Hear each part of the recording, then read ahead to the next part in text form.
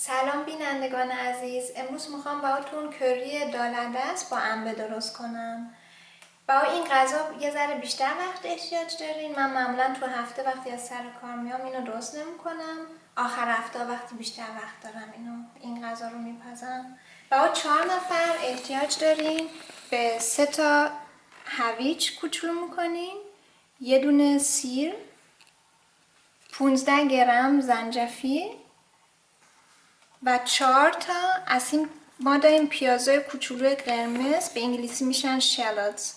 اگر از اینا ندارین مثلا یه پیاز قرمز بزرگ استفاده کنین. این پیازایی هستن که یه ذره شیرین تر هستن. بعد احتیاج دارین به 300 گرم دالعدس، یه دونه قاشق کوچولو کاری، یه قاشق کوچولو زردچوبه، یه نصف قاشق کوچولو زیره، 400 میلی لیتر اسارeye sabzijat، 150 میلی لیتر شیر نارگیل،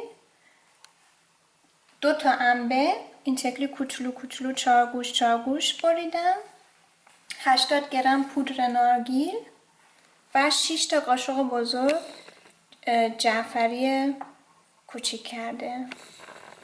توی قابلمه 2 تا قاشق بزرگ کره میذارین داغ شه.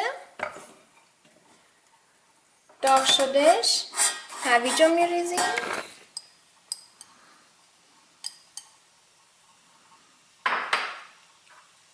با سیر و زنجفیل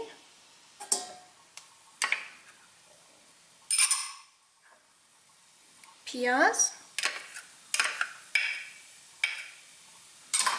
قشنگ همش میزنیم.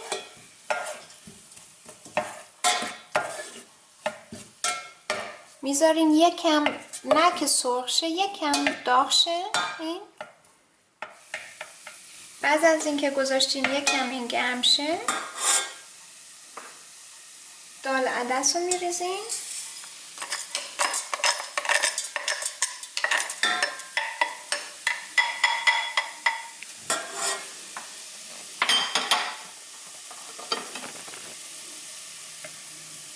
کاری رو میریزیم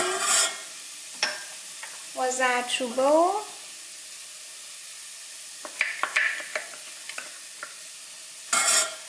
زیره. باز قشنگ هم میزنیم. این غذای هندیه و چون که بدون گوشته خیلی مفیدم هستش. میذارین این شکلی گرم شه، با سرخ نشه، فقط یه ذره میذارین داغ شه. اینم گذاشتین یکم داغ شه. اسارeye سبزیجات رو میریزین توش.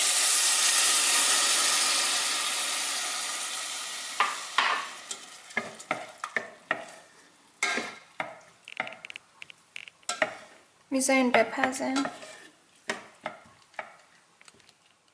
وقتی این جوش اومدش آب نارگیل رو میریزین توش،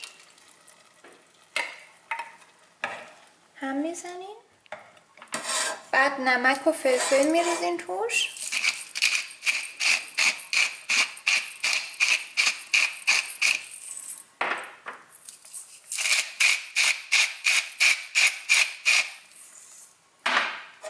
زیرش رو یه ذره کمتر میکنین، میذارین 10 دقیقه بجوشه.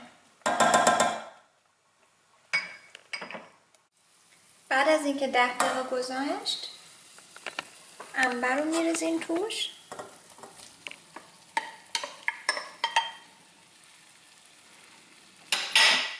پودر نارگیل یا نارگیل خشک شده نصفشو میریزین توش، نصفشو نگه میدارین.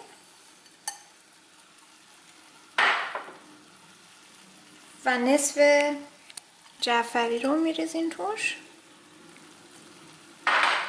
هم میزنین. زیرش رو خیلی کم میکنین. من الان میذارم رو 1. میذاریم 5 دقیقه همینطوری بمونه.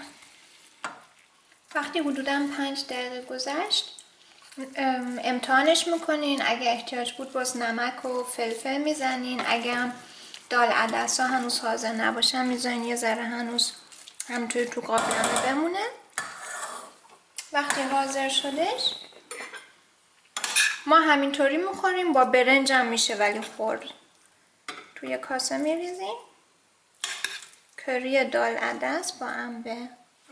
روش از جعفری که گذاشتین بمونه روش یه ذره میریزین.